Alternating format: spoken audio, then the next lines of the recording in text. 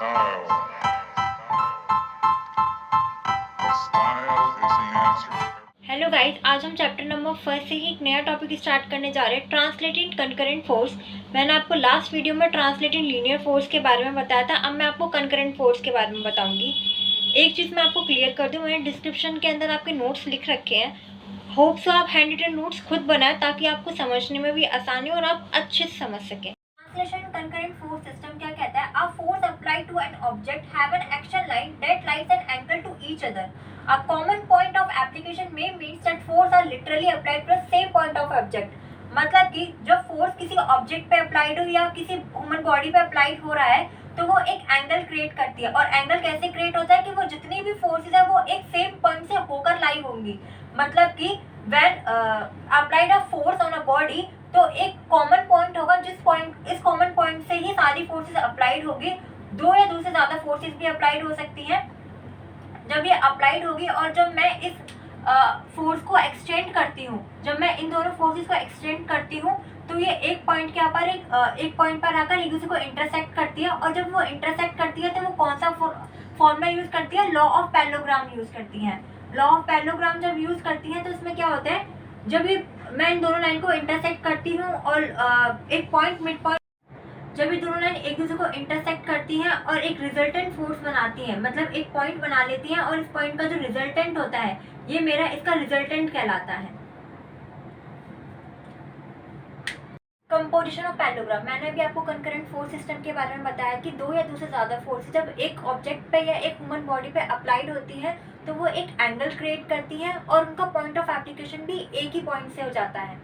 Composition of parallelogram क्या कहती है कि किसी ऑब्जेक्ट की अपोजिट साइड्स पैरेलल होती है, वो पैरेललोग्राम होता है। चाहे वो रेक्टेंगल में हो या ट्राइंगल में हो या स्क्वायर में हो, जिसकी अपोजिट साइड्स पैरेलल होगी वो पैरेललोग्राम कहलाएगा।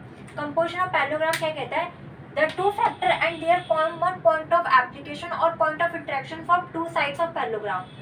मतलब कि जब दो फैक्टर का एक कॉमन पॉइंट ऑफ एप्लीकेशन हो और उनका जब वो दोनों पॉइंट इंटरसेक्ट भी करते हैं आगे जाके, तो उन दोनों कॉमन पॉइंट का इंटरसेक्ट करने का भी पॉइंट भी सेम हो, तो वो किस में आता है? लॉ ऑफ पैरेललोग्राम के आता है। ये इसका पहला लॉ है। दूसरा लॉ क्या कहता है? Parallelogram compose right to additional on the head of the original. Second law कहता है कि मेरा जो एक ऑब्जेक्ट के ऊपर जो फोर्स अप्लाइड हो रही है, जो ये फोर्स अप्लाइड हो रही है ये तो होती है मेरी ओरिजिनल वेक्टर, और जब मैं इन दोनों फोर्स का रिजल्टेंट निकालने के लिए जब एक इमेजिनरी लाइन या फिर एक एडिशनल लाइन ऐड करती हूँ उनका इंटरसेक्टेड पॉइंट निकालने के लिए, इसको मैं एडिशनल वेक्टर बोलती हूँ। जब इसको मैं एडिशनल वेक्टर से करने के बाद इसका एक इंटरसेक्ट पॉइंट निकालती हूँ, इंटरसेक्ट पॉइंट निकालने का मुझे इसका रिजल्टेंट मिल जाता है। जो मैंने आपको रिजल्टेंट बताया, रिजल्टेंट का थर्ड लॉ क्या कहता है? Resultant on the same point of opposing a concert of resultant force. मतलब जो रिजल्टेंट है ये रिजल्टेंट बताता है कि मेरी बॉडी के ह्यूमन बॉडी के ऊपर कितना फोर्स अप्लाइड हुआ है। अभी मैंने आपको दो वेक्टर्स का बताया था कि जब दो वेक्टर पे फोर्स अप्लाइड होती है तो इसका इंटरसेक्ट पॉइंट निकालना आपको बताया था। अगर किसी ऑब्जेक्ट के ऊपर दो वेक्टर से ज्यादा फोर्स अप्लाइड हो रही है तो हम उसका रिजल्टेंट फोर्स कैसे निकालेंगे पूरी बॉडी का? तो हम क्या करते हैं कि अगर किसी वेक्टर पे दो से ज्यादा फोर्स अप्लाइड हो रही है तो पहले मैं इसका देखती हूँ,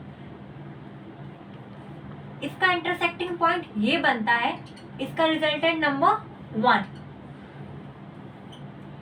इन दोनों का एक्सटेंड कर देती हूँ, उन दोनों की फोर्सेस को, इसका एक इंटरसेक्ट पॉइंट निकालती हूँ, रिजल्टेंट नंबर 2। और एक ये वाला,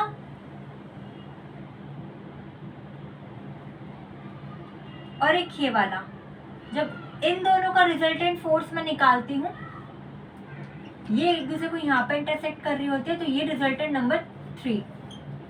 तो रिजल्टेंट नंबर 1,